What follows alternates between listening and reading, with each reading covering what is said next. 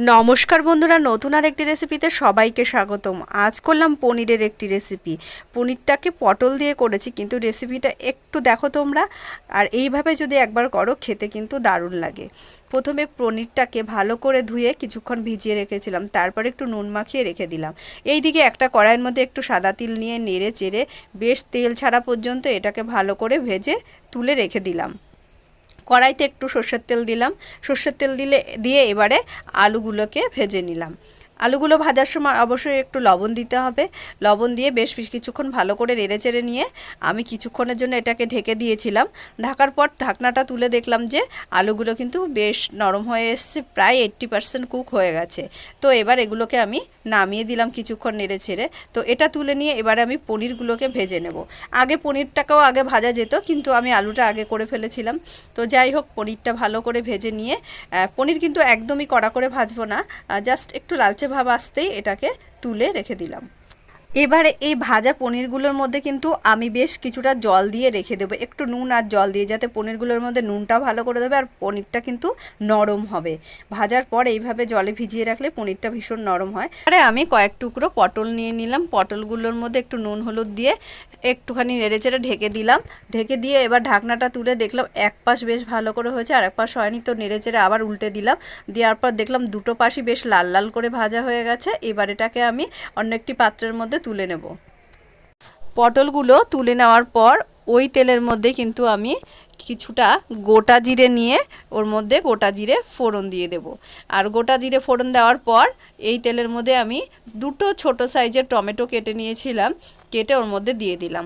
এবার টমেটোটা দিয়ে একটুখানি লবণও দিয়ে দিয়েছি। এবার বেশ কিছুক্ষণ এটাকে ভেজে নিয়ে একটুখানি এটাকেও ঢেকে দেব। তো ঢাকার পর এটা ঢাকনাটা যখন তুললাম, দেখলাম যে এটা কিন্তু খুব ভালোভাবে নরম হয়ে গেছে। আর এটা নরম হয়ে যাওয়াতে এটাকে আমি কিছুক্ষণ ভালো করে একটা খুন্তির সাহায্যে ম্যাশ করে দিলাম। এটাকে এরকমভাবে চেপে চেপে চেপে চেপে পুরো এর গ্রেভিটা বের করে নিতে হবে। তো ভালো করে এরকম হয়ে যাওয়ার পর এইবারে আমি অন্যান্য মশলাগুলো যেমন দিয়ে দিলাম 1 চামচ হলুদ গুঁড়ো, তারপর দিয়ে দিলাম 1 চামচ জিরে গুঁড়ো, তারপর জিরে গুঁড়ো দেওয়ার পর দিয়ে দিলাম 1 চামচ লঙ্কা গুঁড়ো। ব্যাস এই পর্যন্তই মশলা, আপাতত আর কোনো মশলা দেওয়ার দরকার নেই। তো এইবার এটাকে খুব ভালো করে টমেটো আর মশলাগুলো ভালো করে মিশে যাওয়া পর্যন্ত কষে নিতে হবে। তো কষতে কষতে দেখুন এটা থেকে সুন্দর তেল ছেড়ে এসছে আর সুন্দর একটা কালারও এসে গেছে। তো যে পনিরটা আমি যেই বাটির মধ্যে ভিজিয়ে রেখেছিলাম, তো সেই জলটা কিন্তু আমি এর মধ্যে দিয়ে দিলাম। তো জলটা ফুটে উঠলেই এবার এর মধ্যে আমি ভেজে তুলে রাখা আলু আর পটলগুলোকে এর মধ্যে দিয়ে দিলাম। এগুলোকে দিয়ে বেশ কিছুক্ষণ ধরে নেড়ে চেড়ে নিলাম। আর এদিকেও কিন্তু জলটাও খুব ভালো করে টকবক করে ফুটে উঠলো। তো এবার এটাকে আমি কিছুক্ষণের জন্য হাই ফ্লেমে ঢাকনা দিয়ে রেখে দিলাম। তারপর একটু কমিয়ে দিয়ে সাদা তিল বাটাটা আমি এর মধ্যে দিয়ে দিলাম।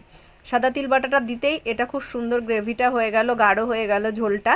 তো এটাকে ভালো করে ফুটতে দিলাম। তো ভালো করে ফুটে ওঠার পর এটা যাতে বেশ একটু গাঢ় গাঢ় হয় সেই পর্যন্ত অপেক্ষা করতে হবে। তো ভালোভাবে ফুটলেও এটা অবশ্যই ঝোলটা গাঢ় গাঢ় হয়ে যাবে। এইবারে কিন্তু আমি ভেজে রাখা পনিরটা এর মধ্যে দিয়ে দেব।